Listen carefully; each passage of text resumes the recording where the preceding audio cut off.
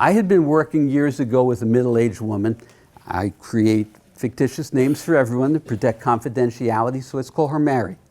Mary came to me and shared that she was unhappily married for some length of time. She and her husband had done some marital counseling.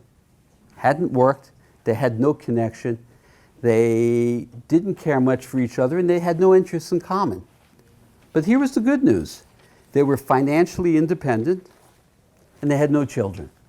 So I asked Mary the obvious question. So Mary, why are you staying married?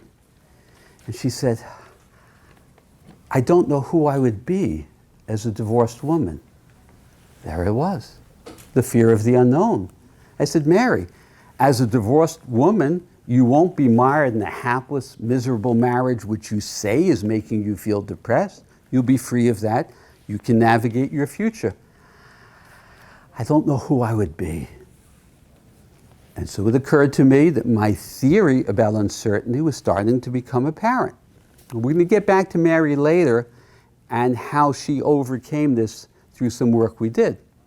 I was working with a gentleman named Tom. Tom had what altogether should have been a very happy, successful life. He had a good job, loving family, 2 children, everyone was healthy.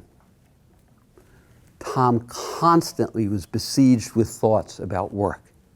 What if I'm not prepared for my presentation? What if I answer something wrong?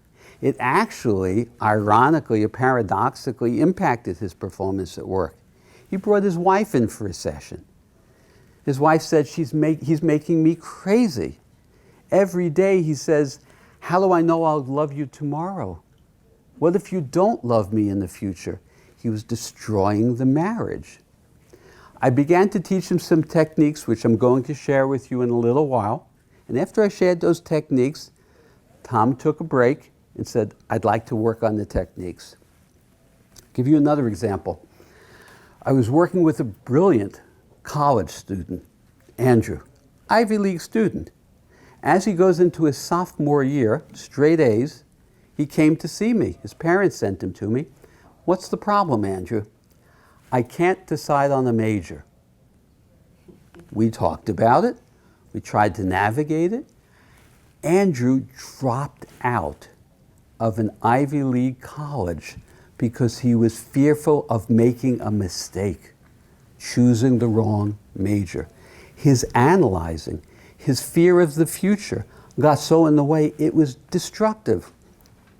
I work currently with a 24-year-old young man whose anxiety is around the fact that he says his resume isn't where it should be at this point in his life. Other people at his age are probably farther ahead. And I said to him, maybe they are.